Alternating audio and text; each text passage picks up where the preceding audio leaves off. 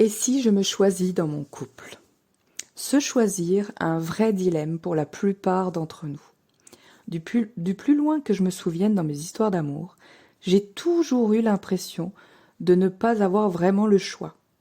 J'ai subi la façon de vivre des hommes que j'ai aimés, leurs attentes, leur inertie ou leur rythme, leurs blessures et leurs schémas, leurs comportements et leurs envies.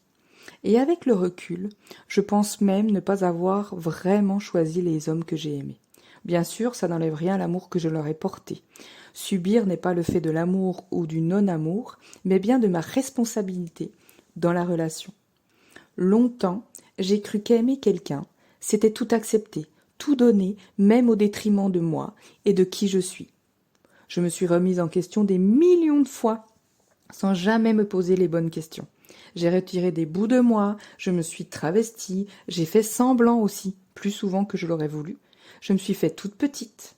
Je me suis même effacée, encore et encore. J'ai oublié qui j'étais, je suis devenue celle que je croyais que l'autre voulait aimer, celle que je devais être, selon moi, pour être aimée. Moi qui me croyais et me revendiquais parfois authentique, j'étais en permanence en réaction contre quelque chose ou quelqu'un. Je réagissais en fonction de mes émotions, de mes peurs, des comportements de l'autre, de mes projections, de mes blessures, de mes protections surtout. Et je passais à côté de moi, à côté de l'autre, à côté de ma relation. Aujourd'hui, je suis dans une relation consciente, c'est-à-dire que nous avons choisi, ensemble, de construire une relation où chacun peut évoluer, grandir, guérir, devenir qui il est vraiment, s'épanouir et vibrer en toute sécurité. Chaque jour, je le choisis, et chaque jour, il me choisit. Et je ne le choisis pas parce qu'il est parfait, parce que je l'idéalise ou parce que c'est confortable. Je le choisis même si nous sommes différents. Je le choisis même si c'est challengeant. Je le choisis dans toutes ses facettes, et je choisis d'ouvrir l'espace à découvrir l'homme qu'il sera demain, dans 1 an, dans 10 ans. À 43 ans, c'est le premier homme que j'ai vraiment choisi consciemment.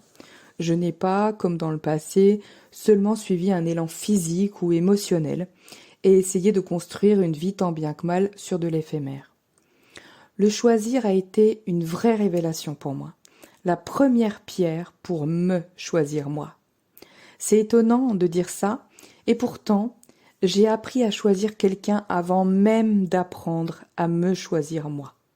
Ça, c'est venu après. Pour ne pas me perdre dans notre couple, je me sentais m'éloigner de moi petit à petit et je savais ce que ça signifiait. À terme, c'était aussi m'éloigner de lui et détruire notre relation. Alors j'ai pris le risque de me choisir. Waouh, quelle avancée et quel sentiment de libération et de liberté j'ai installé en moi ce jour-là.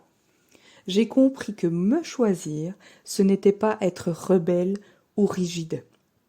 Se choisir, ce n'est pas refuser la négociation avec l'autre, c'est refuser de négocier avec soi-même. La nuance change tout. Depuis, je me suis choisie encore une fois. Et encore une fois, chaque fois étant plus facile que la précédente. Et en me choisissant, j'autorise aussi à ce qu'il se choisisse lui. Je suis si reconnaissante de m'être autorisée à vivre ce chemin avec mon amoureux. Je le recommande à chacune et à chacun d'entre vous. Avec amour, N.